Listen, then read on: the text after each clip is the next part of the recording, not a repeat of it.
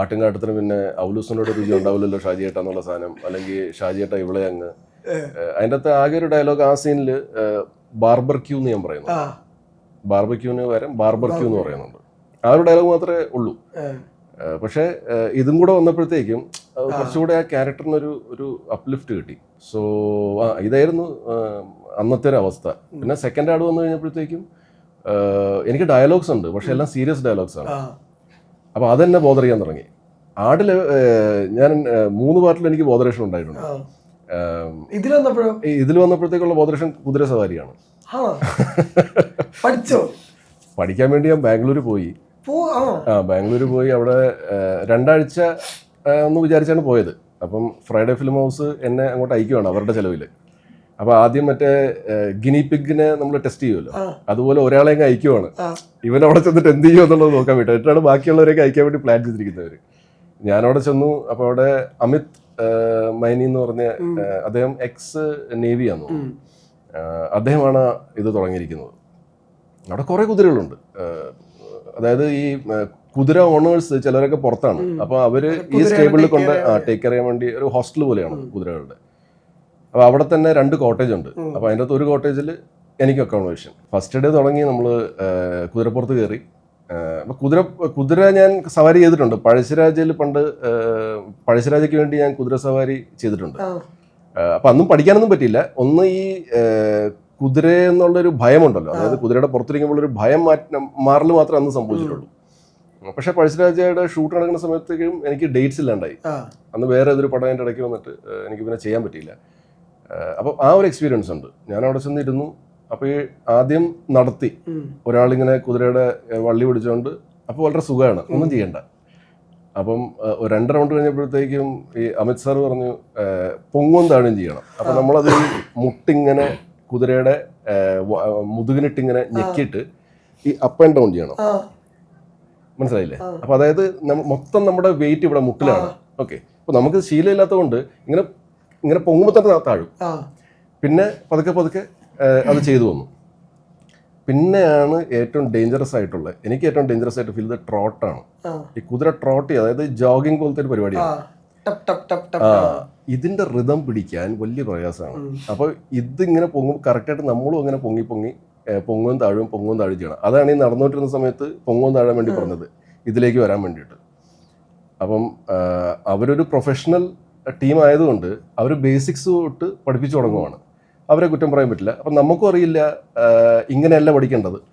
ഒരു കാര്യം അറിയാം, നമുക്ക് സിനിമയ്ക്ക് വേണ്ട സാധനം. അപ്പോൾ സിനിമയിൽ മറ്റേ എൻ്റെ കഥാപാത്രം കുതിരയിൽ കുതിച്ചു വരുന്നു എന്നൊക്കെ എഴുതിയിരിക്കുന്നത്. അപ്പം ഞാനോർത്തി ഈ ട്രോട്ട് ചെയ്യുമ്പോൾ തന്നെ എൻ്റെ അവസ്ഥ ഇതാണ്. അപ്പം ഈ കുതിച്ചു വരുമ്പോഴത്തേക്കും ഞാൻ കുതിരയുടെ മേളിൽ കാണുമോ, ഞാൻ ചിലപ്പോൾ തെറിച്ചു പോകും. അപ്പം ഈ ഒരു ഉൾഭയമുണ്ട്. അപ്പം ഞാൻ ഇടയ്ക്ക് നമ്മുടെ സ്പോട്ട് എഡിറ്ററുണ്ട് നിതീഷ് KTR, അവനാണിപ്പോൾ നമ്മുടെ കാലൻ്റെ തങ്കക്കുടം ഡയറക്റ്റ് ചെയ്യുന്നത്. അപ്പം നിതീഷിനെ ഞാൻ വിളിച്ചു അവിടുന്ന്. ഞാൻ പറഞ്ഞു, എടാ ഇത് കുറച്ച് പ്രയാസമുള്ള പരിപാടിയാണ്, നമുക്ക് ഈ ഇതിലെന്തെങ്കിലും ചെയ്യാൻ പറ്റുമോ VFX-ൽ? അപ്പോൾ അവൻ പറഞ്ഞ് VFX-ലുണ്ട് ചേട്ടാ പരിപാടി, ഞാനൊരു വീഡിയോ ഇപ്പോൾ അയച്ചു തരാം. അങ്ങനെ വീഡിയോ അയച്ചപ്പോഴത്തേക്കും മറ്റേ കങ്കണ റണൗട്ടൊക്കെ മറ്റൊരു പടം ചെയ്തായിരുന്നല്ലോ, അതിൻ്റെ പേര് ഞാൻ മറന്നുപോയി. അപ്പോൾ അതിൻ്റെ അത് കങ്കണ റണൗട്ടൊക്കെ മറ്റേ ആർട്ടിഫിഷ്യൽ കുതിരയുടെ മേളിലിരുന്നിട്ട് ഇങ്ങനെ പോകുന്നതായിട്ടൊക്കെ ഷൂട്ട് ചെയ്യുന്നുണ്ട്. അപ്പം ഇവൻ അയച്ചതൊരു ഫോറിൻ ഹോളിവുഡിലെ ഏതൊരു ഷൂട്ടിംഗ് സാധനമാണ്. ഞാൻ പറഞ്ഞു ഇത് അടിപൊളിയാണ്, അപ്പോൾ ഇത് പിടിക്കാൻ വേണ്ടി പറയാം. അപ്പം ഞാൻ എന്നെ തന്നെ ആശ്വസിപ്പിക്കുകയാണ്, ഇത് പിടിച്ചാൽ മതി. അങ്ങനെ ഞാൻ പിന്നെ നമ്മുടെ ഇദ്ദേഹമുണ്ട് വിനയ് ബാബു, എക്സിക്യൂട്ടീവ് പ്രൊഡ്യൂസർ, വിനയ് വിളിച്ചിട്ട് പറഞ്ഞേ, ബ്രോ ഇത് കുറച്ച് ചടങ്ങാണ്, ഇത് മറ്റേ അരക്കിലവ് പറയണ പോലെ ഇത് എന്നെക്കൊണ്ട് പറ്റുമോ തോന്നുന്നില്ല എന്നൊക്കെ പറഞ്ഞു. ഇത് ഞാൻ വിജയെ അറിയിച്ചു, മിഥുനെ അറിയിച്ചു. അപ്പം ഞാൻ വിചാരിച്ച ഞെട്ടലൊന്നും അവർക്കില്ലായിരുന്നു. അതായത് അയ്യോ ഇനിയിപ്പോൾ എന്ത് ചെയ്യും, ഈ ഞെട്ടൽ അവർക്കില്ലായിരുന്നു. അപ്പോൾ അതുകൊണ്ട് എനിക്ക് കുറച്ച് സമാധാനമായി. ഞാൻ അതിൻ്റെ ഇടയ്ക്ക് എൻ്റെ വൈഫും മോനും അവിടെ വന്നു. അപ്പോൾ ഇവർ നോക്കുമ്പോഴത്തേക്ക് ഞാനിങ്ങനെ പൊങ്ങും താഴും ചെയ്യുന്നുണ്ട്, പക്ഷെ ആ ഋതമല്ല.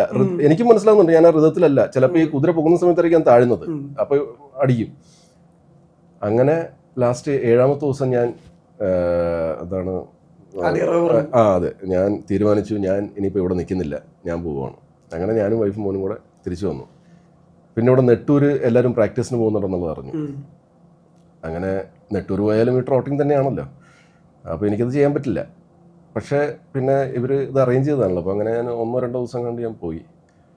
അപ്പോൾ എനിക്ക് തോന്നുന്നത് എനിക്ക് ഋതം കിട്ടുന്നുള്ള പോലെയൊക്കെ തോന്നുന്നുണ്ട്. ചില സമയത്ത് ഋതം കിട്ടുന്നുണ്ട്, പക്ഷേ മാക്സിമം സമയത്ത് കിട്ടുന്നില്ല. അങ്ങനെ മെയ് 15-ാം തീയതി ഷൂട്ട് തുടങ്ങുവാണ്.